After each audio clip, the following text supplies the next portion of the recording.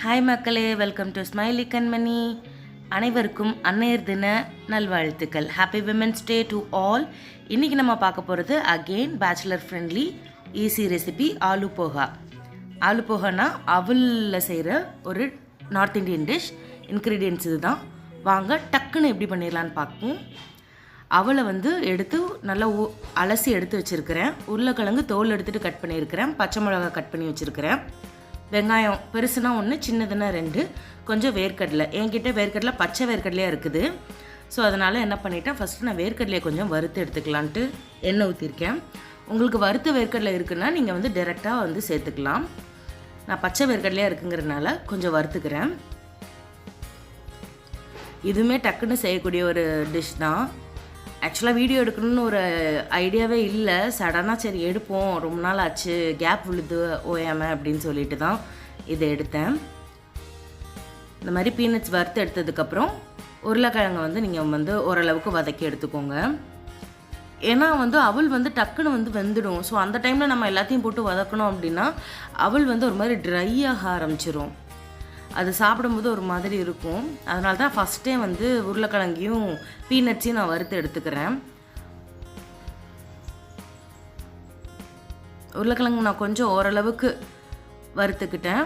Like ஓரளவுக்கு இது வெந்துடும். அதனால தான் சாரி, பேக்ரவுண்ட் மியூசிக்லாம் கொஞ்சம் அப்படி இப்படி இருக்கும், அட்ஜஸ்ட் பண்ணிக்கோங்க.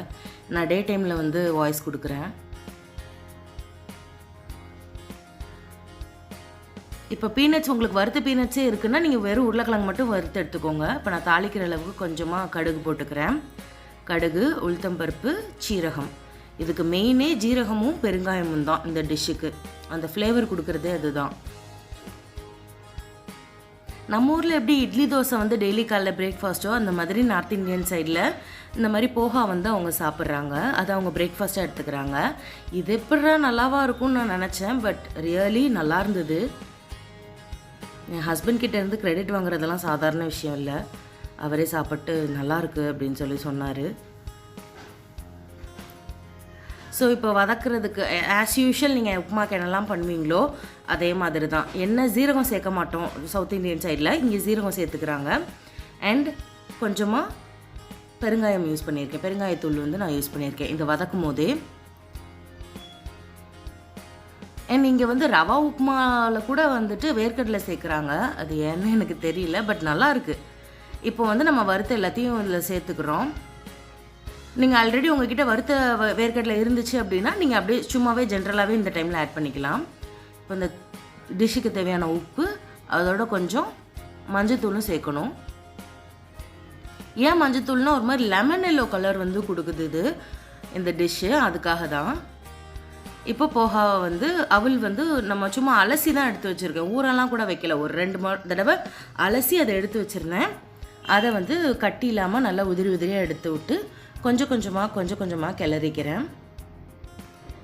நீங்கள் தாளிக்கும் போது கருவேப்பிலை ஆட் பண்ணிக்கலாம். அப்புறம் எண்ட் ஆஃப் த இதில் நீங்கள் கொத்தமல்லி சேர்க்கணும்னா சேர்த்துக்கலாம். அது உங்களோடது. பட் சத்தியமாக என்கிட்ட இல்லை. இருந்ததுன்னா ஆட் பண்ணியிருப்பேன். அந்த டைமில் என்கிட்ட இல்லை. ஸோ தட் நான் இருக்கிறத வச்சு பண்ணியிருக்கிறேன். அண்ட் இவ்வளோ தான் முடிஞ்சு. இறக்கும் போது நீங்கள் ஒரு spoon ghee or coconut oil as per your taste நீங்கள் சேர்த்துக்கலாம். அவ்வளோதான். எனக்கு தெரிஞ்சது ரொம்ப நேரம்லாம் ஆக போகிற விஷயமே கிடையாது. Easy peasy simple recipe. டின்னருக்கு இதை நான் பண்ணேன். உண்மையிலே ஃபில்லிங்காக தான் இருந்துச்சு. டேஸ்ட்டாகவும் இருந்துச்சு. கொஞ்சம் இன்னோவேட்டிவாக இருக்கிற மாதிரி இருந்தது. அவ்வளோதான்.